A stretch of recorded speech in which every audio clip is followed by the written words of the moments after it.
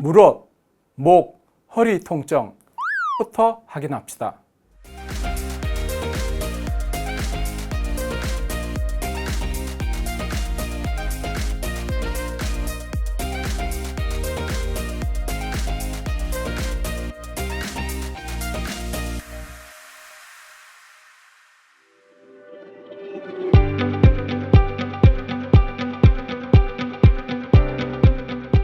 안녕하십니까.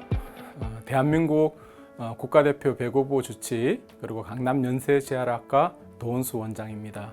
저는 오늘 여러분과 함께 체형이 어떻게 변하면 어떤 문제가 생기고 변화된 체형을 정상적인 체형으로 유지하면서 살 수 있는 방법에 대해서 같이 공감을 나누려고 합니다. 저는 이제 재활학과 전문인데 근골격계의 가장 기본적인 문제가 근육이 틀어지고 문제가 생겼을 때 척추라든지 무릎이라든지 발목의 위치가 바뀌게 되고 그로 인해서 많은 병들이 생기는 것을 볼 수가 있습니다. 그래서 저는 환자를 치료할 때 주사를 놓고 그다음에 물리치료를 하고 충격파를 하고 시술을 하고 이런 것보다는 환자분들한테 당신이 뭐가 문제라는 얘기를 멘트를 해주고 되도록이면은 많은 운동을 시키려고 하고 있습니다. 그래서 일단은 제가 환자분들한테 특히 유청소년들한테 많은 얘기를 하고 있고 나이가 들면서 생기는 여러 가지 문제에 대해서 얘기를 말씀을 드리는데 첫 번째, 초등학교 입학하기 전이라든지 아니면 중학교 입학하기 전에 자녀들의 척추가 똑바른지 그다음 체형이 바른지를 꼭 체크할 필요가 있다고 생각을 합니다. 그래서 한 번 정도는 엑스레이를 한번 찍어보고 어떤 문제가 생긴 거를 미리 어릴 때 잘 잡아주면 좋을 거라고 생각을 합니다. 우리가 뒤에서 이렇게 보면은 척추가 어깨 높이가 틀어진 경우가 있어요.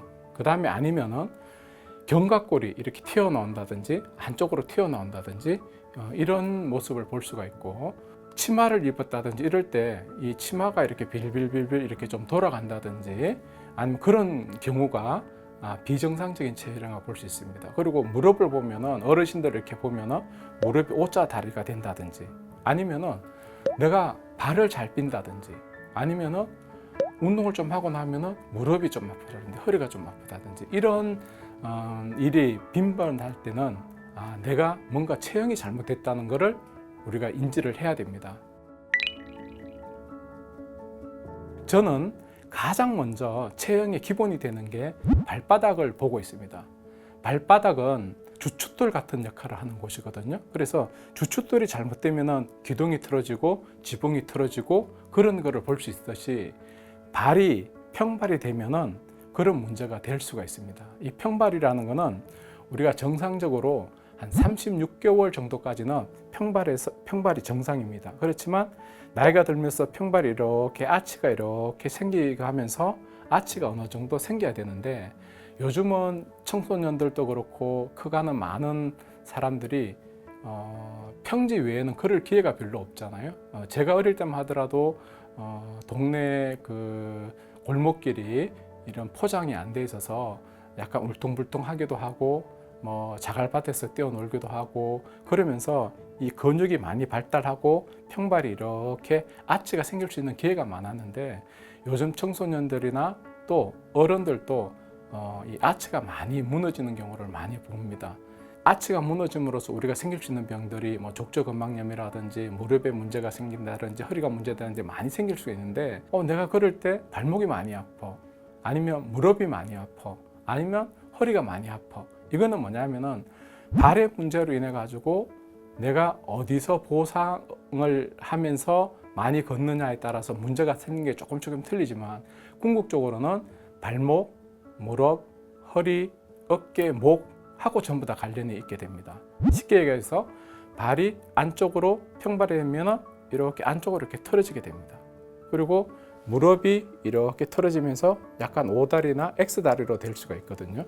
그 다음에 골반이 이렇게 틀어지게 됩니다. 골반이 좌우로만 이렇게 틀어지는 게 아니라 골반이 이렇게 돌아가는 회전이 되게 됩니다. 회전이. 그렇게 되면 척추가 이렇게 뒤에서 보면 똑바로 해야 되는데 척추가 이렇게 꼬이게 되죠. 그래서 비틀리게 됩니다.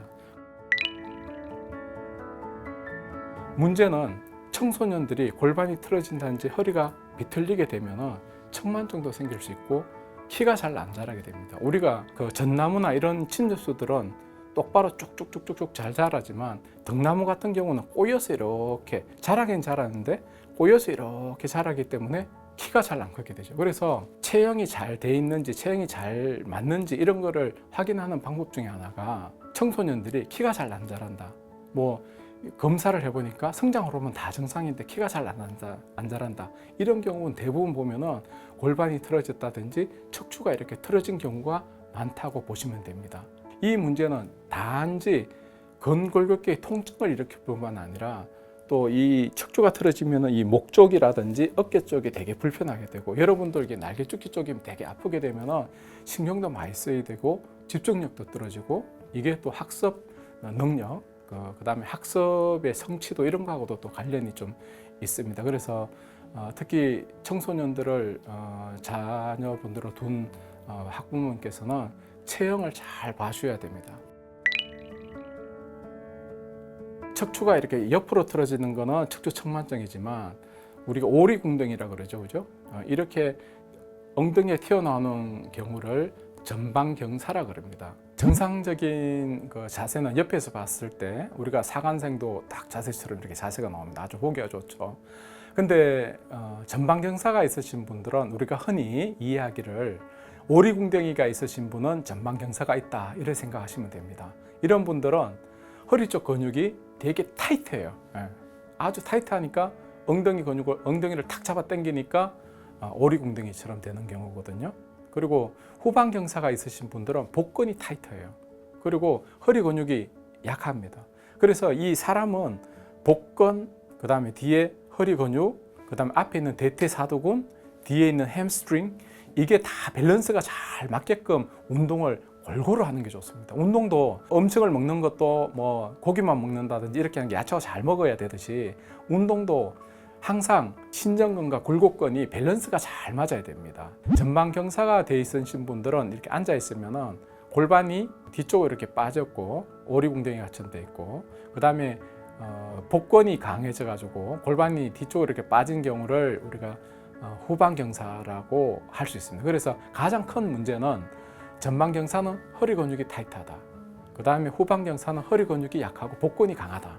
전방경사는 허리 근육이 강하고 그 다음에 이 대퇴사두근이 강하기 때문에 대퇴사두근하고 그 허리 근육을 스트레칭 위주로 많이 해줘야 된다. 그 다음에 골반경사가 후방경사로 되어 있는 분은 복근이 강하기 때문에 복근을 스트레칭을 많이 하고 그 다음에 햄스트링 쪽이 강하기 때문에 햄스트링 스트레칭을 많이 해줘야 체형이 올바르게 된다. 이 말씀을 드리고 싶습니다. 우리가 모식들을 보면은 이제 전방경사는 아무래도 뒤쪽 근육들이 이렇게 많이 타이트한 경우를 보실 수가 있고요. 그다음에 후방경사는 뒤에 햄스트링이라든지 복근 쪽이 강한 거를 보실 수가 있습니다. 전방경사 때는 어떤 운동을 하는 게 좋은가? 여기에 대해서 말씀을 드리겠습니다. 간단합니다. 제가 말씀을 드렸듯이 전방경사, 오리궁뎅이는 허리 쪽이 많이 강하기 때문에 허리 근육 스트레칭 위주로 많이 하시는 게 좋고요.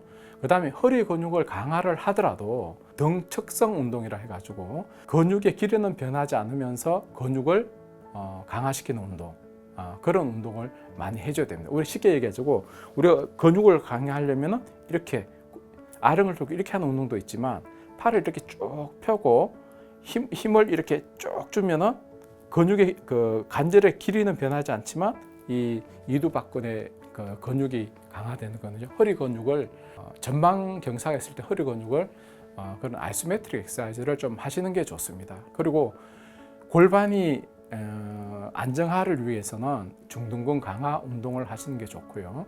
허리 근육이 강화되고 그 다음에 이제 복근은 약하기 때문에 장요근 스트레칭이나 그다음 대퇴사두근 스트레칭을 많이 하고 대퇴사두근도 아이소메트릭 엑서사이즈를 많이 해주시면은 전방경사에 가장 좋은 운동이 되겠습니다.